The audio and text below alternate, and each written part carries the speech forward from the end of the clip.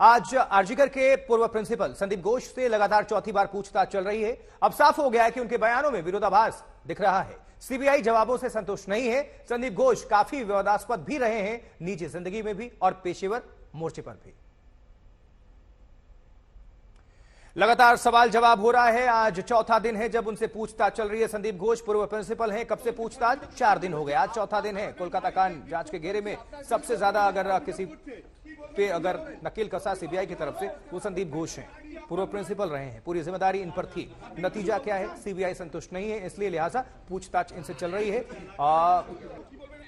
चौथा दिन है आज, कई घंटे की इनसे पूछताछ हो चुकी है। विरोधाभास है, सवाल ये है विरोधाभास है, इसलिए संतुष्ट नहीं है सीबीआई, इसलिए उनसे सवाल जवाब अभी लगातार चल रहे हैं। सीबीआई के तमाम सवालात हैं, जैसे उस रात क्या हुआ ये पूछा गया, आप कहां थे, कैसे, ये सब कुछ जानने की कोशिश की है, लेकिन बार बार विरोधाभास भी हो रहा है उनके बयानों से। क्या पीड़िता की चीख सुनी आपने? ये सीबीआई के सवाल थे। जो 4 सहयोगी डॉक्टर्स हैं ये भी। चलिए और डिटेल्स पहुंचाएंगे। रुक करते हैं कोलकाता पश्चिम बंगाल का, जहां से अरविंद ओझा हमारे संवाददाता जुड़े हुए हैं। सुबह से जानकारी आप सभी तक पहुंचा रहे हैं। अरविंद, सीबीआई के सवाल, लेकिन अब तक जो जवाब चाहिए वो मिला नहीं। विरोधाभास भी है संदीप घोष के बयान में, और अब तक सीबीआई का जो जांच का दायरा है वो बढ़ता जा रहा है। तो किस तरह से ये जांच आगे बढ़ रही है और नई बड़ी बात क्या है आज? देखिए, सीबीआई की जो टीम है उसमें 25 मेंबर हैं और उन्होंने आज जांच काफी तेज कर दी। और फिलहाल जो फोकस है, सबसे बड़ा फोकस है, क्योंकि 4 राउंड की पूछताछ, चौथे राउंड की आज पूछताछ प्रिंसिपल से हो रही है, संदीप घोष से।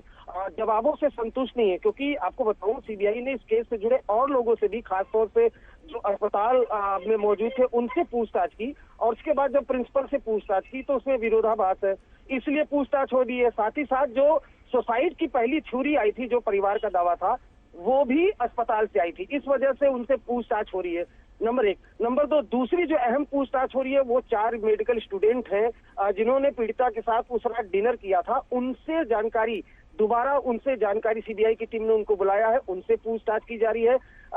आज तक के पास दरअसल आशुतोष पोस्टमार्टम रिपोर्ट की कॉपी भी मौजूद है, जिसमें साफ लिखा है कि जो पीड़िता है उसकी बॉडी पर 14 से ज्यादा जख्मों के निशान थे। इतनी बुरी तरह से मारपीट हुई थी कि बॉडी के इंटरनल पार्ट में ब्लड की क्लॉटिंग हो गई थी। जब इतनी बुरी तरह से हवानियत हुई, मारपीट हुई, तो क्या वो चीखी चिल्लाई नहीं होगी? अस्पताल परिसर में इतनी वारदात हुई है, तो क्या उसके बारे में किसी ने उस चीख को सुना नहीं?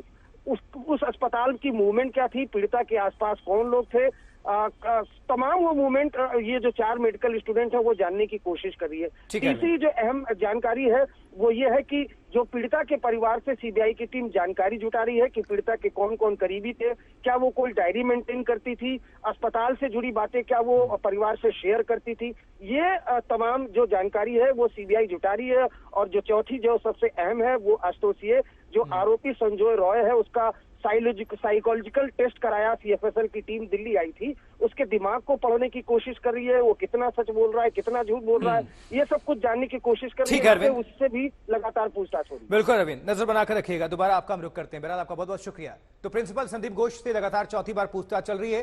साफ है कि उनके बयानों में विरोधाभास भी दिख रहा है। सीबीआई उनके जवाबों से संतुष्ट बिल्कुल नहीं है। संदीप घोष काफी विवादास्पद रहे हैं पूर्व में भी, निजी जिंदगी हो या फिर पेशेवर मोर्चा हो।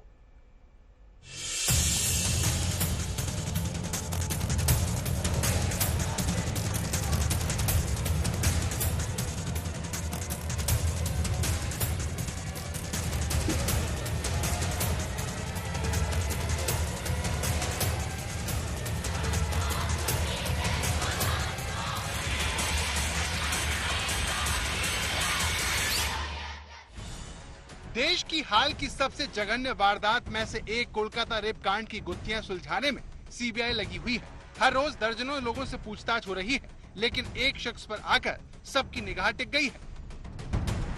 इसीलिए क्योंकि ये शख्स बड़ा आदमी है, ताकतवर है, रसूख वाला है, लेकिन सीबीआई बार बार उसको बुला रही है, कई घंटे तक सवाल कर रही है।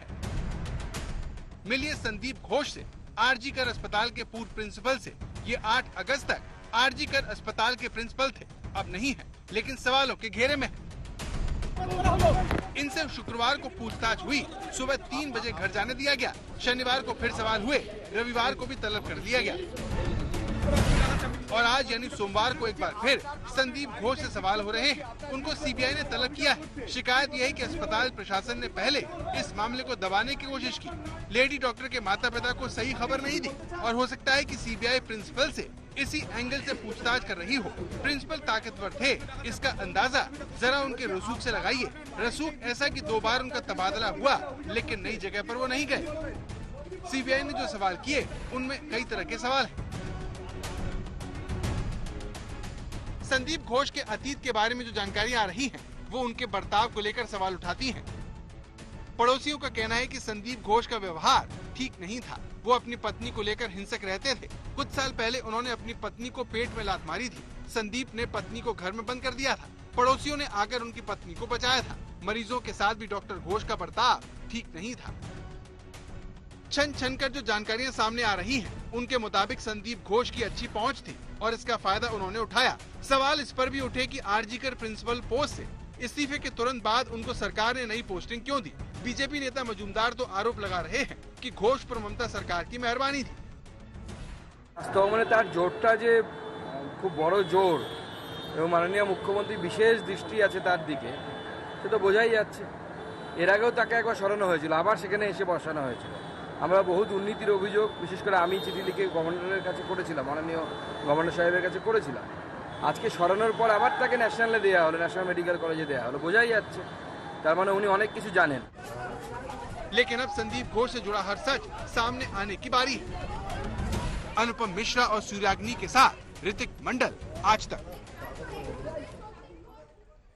और देखिए, जांच में कई खामियां रही हैं, ये बात भी अब साफ होती जा रही है। पहले सुसाइड थ्योरी दी गई, फिर वारदात स्थल को निशाना बनाने की कोशिश हुई। परिवार से लेकर वकील तक और डॉक्टर से लेकर नेता तक कोलकाता पुलिस पर सवाल खड़े कर रहे हैं।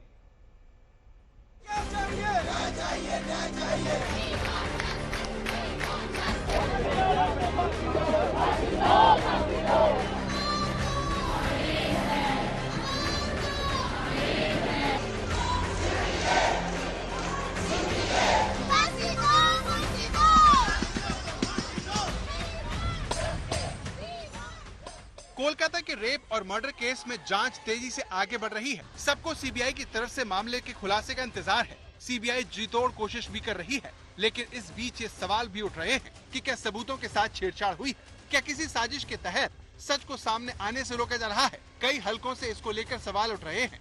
जैसे सबसे बड़ा सवाल 14 अगस्त को हुई इस तोड़फोड़ को लेकर है। आरोप है कि बलवाइयों की इस भीड़ ने साजिश के तहत सेमिनार हॉल को निशाना बनाने की कोशिश की, जहाँ पर लेडी डॉक्टर का कत्ल हुआ था। पीड़ित लेडी डॉक्टर के परिवार के वकील भी कहते हैं कि 14 अगस्त का मामला संदिग्ध है और पुलिस से लेकर प्रशासन की भूमिका पर सवाल है। पहले ही अस्पताल से पीड़ितों को, माँ बाप को जो बात बताया कि आपका बच्चा बीमार है, ये बताना सही नहीं था। जब उन्हें पूछे किस तरीके से बीमारी है तो बताइए, मेरे बच्चे सुस्त था बिल्कुल। तब आधा घंटा बाद बताया कि आ जाइए, आपके बच्चे सुसाइड किया है। अस्पताल है, हर पास डॉक्टर लोग हैं, एक जो शरीर वहाँ पड़ी है वो देख के बता सकते हैं कि ये सुसाइड केस नहीं है, ये मर्डर केस था। फिर भी उन्होंने सुसाइड बनाने का जो कोशिश किया, इसी आधार पर पुलिस ने भी ये छप्पा लगाया। हमारी शक इस तरह से है, जिस ढंग से पुलिस को ये जांच करना चाहिए था, साइंटिफिक ढंग से ये नहीं किया। पीड़ित डॉक्टर का परिवार भी लगातार शक जता रहा है कि कुछ और लोग इस वारदात में शामिल हो सकते हैं। पोस्टमार्टम रिपोर्ट के हवाले से बात उठ रही है। कई लोगों पर परिवार ने शक भी जताया है और यही बात उनके वकील भी कह रहे हैं कि ये वारदात कोई एक शख्स नहीं कर सकता।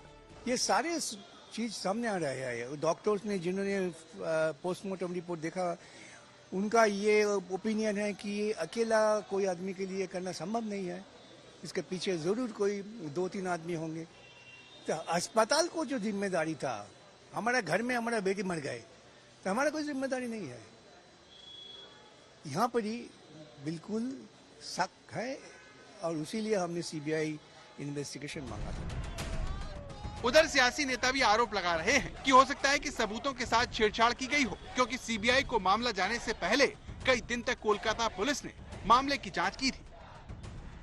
जो प्रूफ रहता है ऑकरेंस की जगह पे, उसके साथ छेड़छाड़ अगर नहीं हुआ है, क्योंकि बहुत दिनों तक पुलिस ने इन्वेस्टिगेशन किया, इससे पहले भी हमने बहुत सारे केसेस देखे हैं। सो नोबेल चोरी से लेकर जो सीबीआई को इतनी देर बाद ट्रांसफर किया गया, तब सीबीआई के हाथ में कुछ नहीं था, क्योंकि प्रूफ जो थे, प्रूफ तो जहां घटना घटती है वहां पे रहता है, और with in few days, specially murder and rape cases के दौरान वो बायोलॉजिकल रिमेंस रहती है, उसका प्रूफ का जो लॉन्जिविटी है वो घट जाता है समय के साथ। मामला इतना सीधा सपाट तो नहीं है, ये साफ है। अब सीबीआई के लिए चुनौती ये है कि इसकी हर गुत्थी को सुलझाकर असली गुनहगारों तक पहुंचे।